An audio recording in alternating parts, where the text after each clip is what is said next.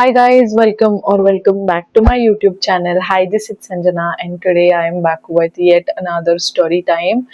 This is the story in which I was the victim, so I guess this would be a very easy storytelling for me क्योंकि मेरे POV से सारी चीज़ें मैं आपको बताने वाली हूँ. सो हम ज़्यादा टाइम तो वेस्ट बिल्कुल भी नहीं करने वाले, हम डायरेक्टली स्टोरी में एंटर करते हैं.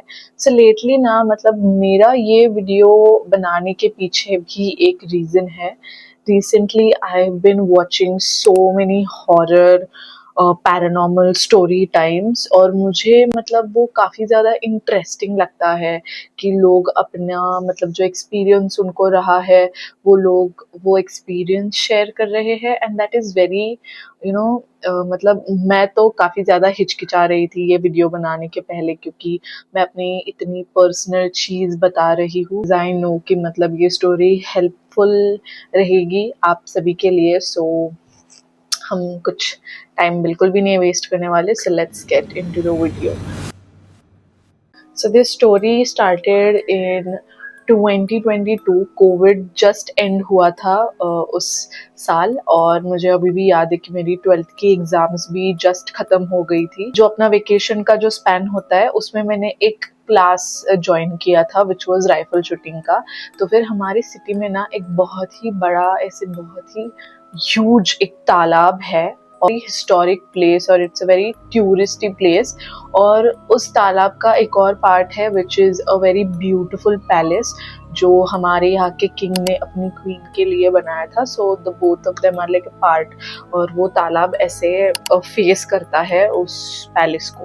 ठीक है, तो फिर मेरा जो क्लास है वो उस तालाब से थोड़ी ही मतलब एक 700 मीटर दूरी पर मेरा वो क्लास था. So that was my daily route to go and come home. Okay, तो फिर मैं सुबह उस दिन क्लास को गई थी. मुझे अभी भी बहुत अच्छी तरह से वो सारी चीज़ें that everything I remember very clearly. तो मैं उस दिन दोपहर को अराउंड 11:30 और 12 में घर वापस आ रही थी और मुझे अभी भी याद है कि उस वक्त मेरे पैरों के बीच में I was driving my bike और मेरे पैरों के बीच में मैंने अपना जो व्हील्स का जो पैकेट रहता है ना वो ओपन करके रखा था और मैं खाते खाते जा रही थी.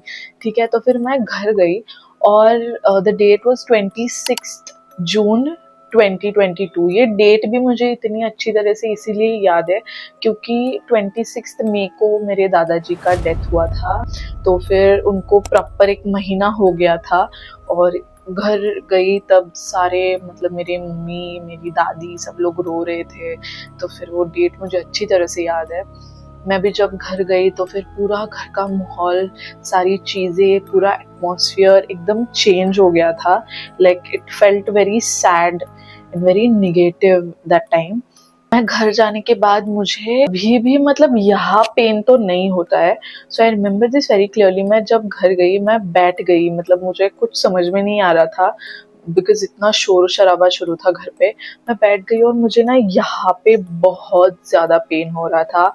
यहाँ पे एज इफ मतलब कोई बहुत हैवी सी चीज़ मेरे पीठ के ऊपर रख दी हो किसी ने, ऐसा मुझे पेन हो रहा था अपनी नेक पे और इस शोल्डर्स पे. तो फिर मुझे मतलब ठीक नहीं लग रहा था. सो फिर मैं डायरेक्टली सोने के लिए चली गई थी. याद नहीं है कि मैं कभी भी बिना लाइट के सोई हूँ. अगर कोई मेरे साथ हो then I can sleep peacefully, otherwise मैं तो लाइट बंद करके कभी भी नहीं सो सकती. तो फिर मुझे याद है कि मैं उस वक्त ना लाइट बंद करके सोती थी. लाइक मुझे अंधेरा वो जो है वो पसंद आता था. तो फिर मैं गई मैं सोई मतलब मुझे ऐसे इंटेंशनली मैं कुछ नहीं सोई थी कि हाँ ठीक है अभी. मुझे बस ऐसा मतलब हैवी फील हो रहा था. और आपको वो फीलिंग तो मतलब सभी को अभी पता होगी कि जब भी फीवरिश सा होता है we just want to go to sleep. So I was having that same feeling कि मुझे बस सोना है. So I went to sleep और दोपहर को मतलब अराउंड 5-6 PM के आसपास मेरी मम्मी मुझे उठाने के लिए आई थी कि उठ जा कितनी देर सोएगी. और फिर उन्होंने चेक किया तो फिर मुझे बहुत तेज़ फीवर था. लाइक बहुत तेज़ अराउंड 102-103 ऐसे कुछ तो मुझे फीवर था. तो फिर मेरी मम्मी डर गई. मेरी मम्मी ने मुझे क्लिनिक पे लेके गई. सो दैट डॉक्टर टोल्ड कि मतलब डेंगू का इनका टेस्ट कराओ, ब्लड टेस्ट कराओ, कुछ उन्होंने बताया. तो फिर मम्मी ने मेरे ब्लड टेस्ट सारे ब्लड के सैंपल्स लिए और लैब में देकर आ गई.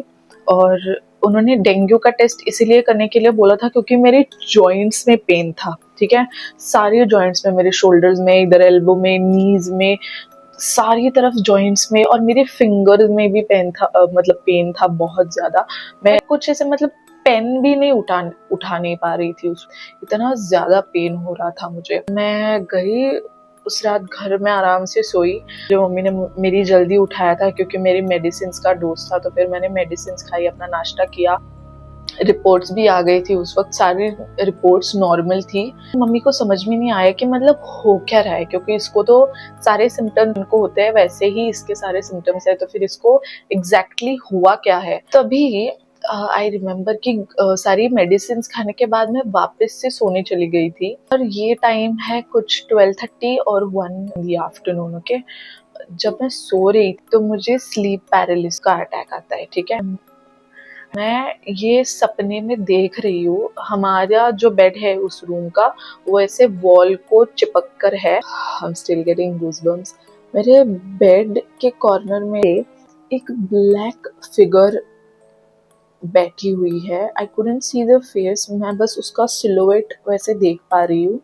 It is a black figure, और वो मुझे देख रही है। And I could really like sense it. Okay, मतलब से बताओ कि आपको उसका चेहरा दिखाई नहीं देता है, you don't know where it is looking, but you could sense it कि अगर आपको कोई चीज़ देख रही है, कोई नहीं देख रहा है।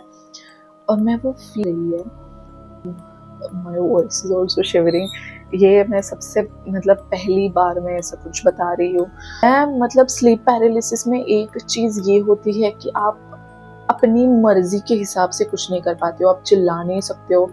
मैं उस वक्त हिल नहीं पा रही थी। आई couldn't move my hand, leg, I couldn't utter a single word. मैं चिल्लाना चाहती थी जोरों से, लेकिन मैं कुछ नहीं कर पा रही थी। I was helpless. बहुत ताकत, बहुत जोर लगाया, और मैंने मतलब जितना भी मैं जोर से चिल्ला पा रही हूँ, मेरा बाहर कुछ भी आवाज ही नहीं आ रहा था।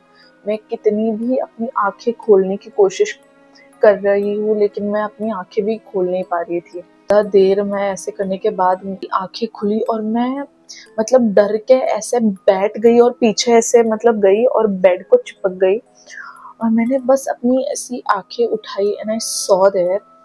एंड वो जो मेरा सपना था और जो फिगर मैं जो सिलुएट मतलब देख पा रही थी, I could see that in real life. वो वहां पर ही बैठी हुई थी, जो फिगर थी, जो भी था, वो पूरे 2 सेकंड तक मेरा सपना जो है वो कंटिन्यू हुआ। 2 सेकंड के बाद जब मैंने ब्लिंक किया, गायब। मतलब मैं ये चीज मतलब अभी तक मुझे ऐसे लगता है कि वो सच था, सपना था, मतलब क्या था, क्योंकि तो नींद में मतलब फिर से मैं सो गई थी, इसलिए मुझे कुछ ऐसे लगा। फिर से वापस से उठने के बाद मुझे ऐसे लगा भी नहीं कि ये रियल में मेरे साथ हुआ है, या फिर ये सच में एक सपना है, मैंने सपने में वो इंसान देखा था, या फिर वो सच में मैंने देखा था। बार मैं उठी भी थी और तब भी वो सपना कंटिन्यू हुआ था।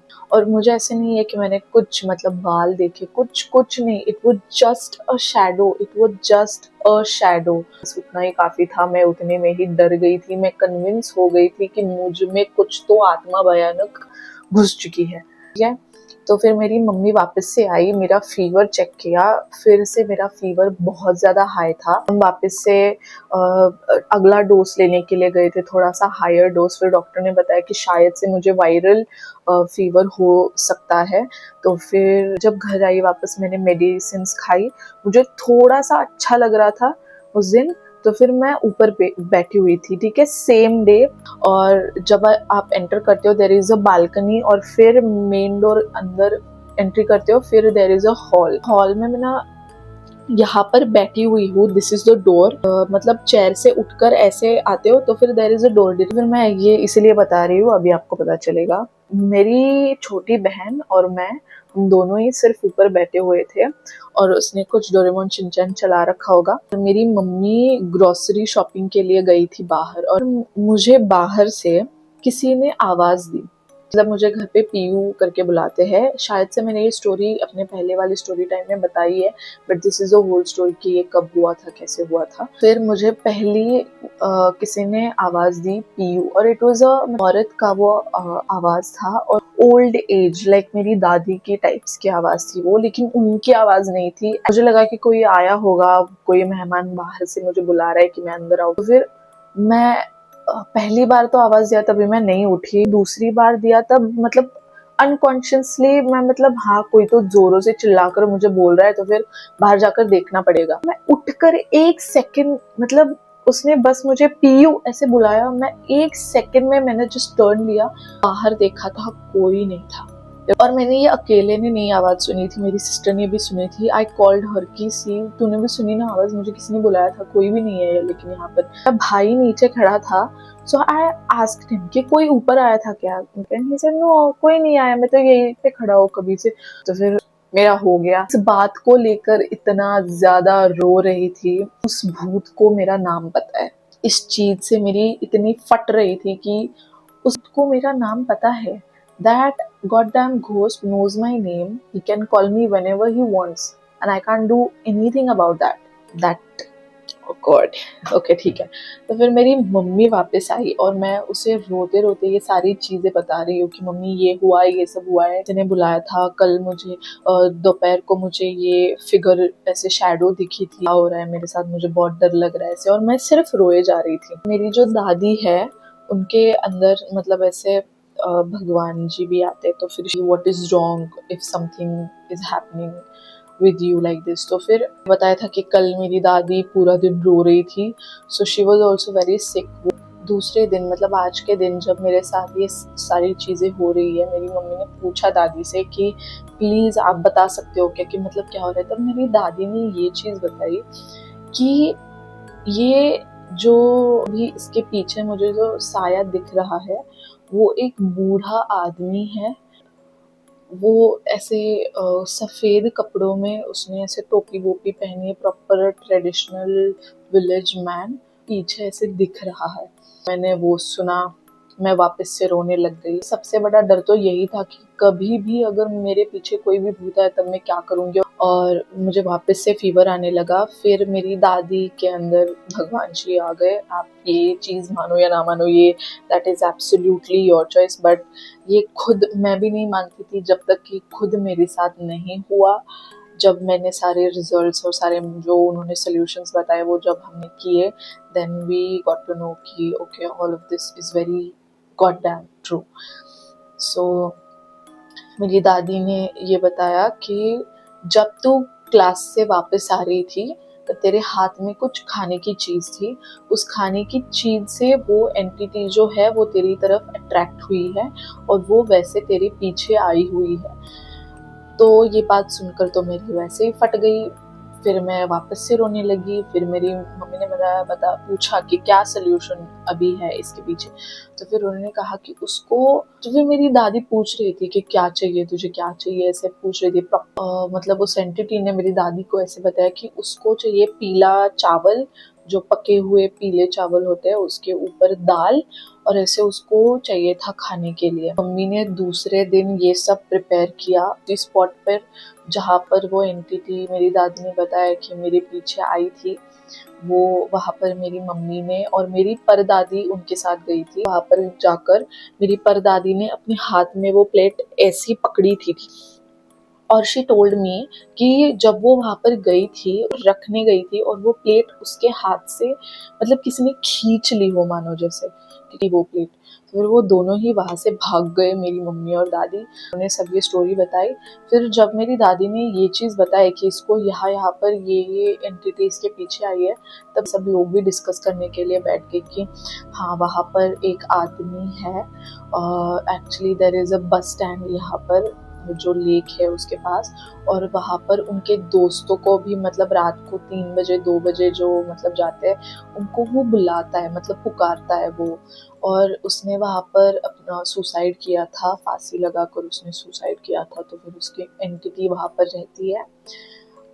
तो या और फिर मैंने उस आवाज़ के बारे में भी मेरी मम्मी ने पूछा था। सो उन्होंने कहा था कि वो हमें मतलब आप थोड़ा सा फंस जाओ, आपको पता ना चले कि मैं कौन हूँ, मतलब मैं एक या फिर एक औरत हूँ, इसलिए उसने ऐसे औरत की आवाज़ में बुलाया था मुझे, which was very scary। उसके बाद जब मेरी मम्मी ये सब चावल वावल रख के आ गई थी, उसके बाद शाम को ही मेरा फीवर कम हो गया था। मैं पूरी तरह से ठीक नहीं हुई थी, मेरा फीवर कम हो गया था। दूसरे दिन मैं बहुत बेटर फील कर रही थी, मैं वापस से क्लास जा रही थी और मुझे ये भी बताया गया था कि उस रूट को कभी भी मतलब वहाँ से आपको क्रॉस नहीं करना है, एटलीस्ट नॉट दैट स्पॉट, कि आपको वहाँ से कभी भी नहीं जाना है। ये चीज़ मेरे साथ हुई है। इससे तो बस मुझे एक ही सबक मिलता है कि कभी भी आपको कोई भी खाने की चीज़ साथ में लेकर घूमना नहीं चाहिए। और मेरी मम्मी ने ये भी बताया था कि अपने बाल जो होते हैं वो खुले नहीं रखने चाहिए, मतलब गीले बाल जो होते हैं वो खुले रखकर बाहर नहीं जाना चाहिए। ये इससे तो मुझे बहुत अच्छा सबक मिल चुका है, एंड आई होप कि आप भी ये गलती कभी ना करें, एंड आई होप कि ये स्टोरी जो है वो आपको अफेक्ट ना करे। सो या प्लीज़ कमेंट सेक्शन में लिख देना, we don't claim any negative energy. और मेरे पास ऐसी बहुत सारी हॉरर स्टोरीज है जो अगर आपको सुननी है तो फिर please let me know in the comment section and I will do more such videos for you. And yeah, that's it for today's video. I hope you enjoyed it and I hope you sleep well at the night. Bye bye.